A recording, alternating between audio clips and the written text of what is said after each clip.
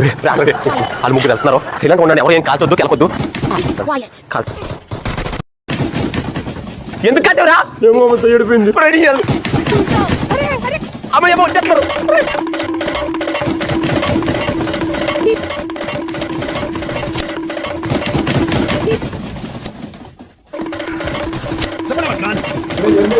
ఎందుకంటే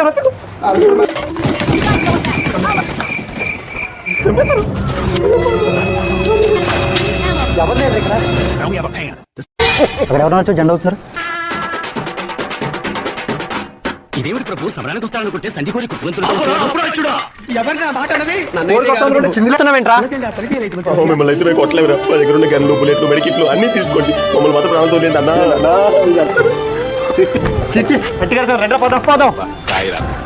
బీజం బాగా పనిచేసింది.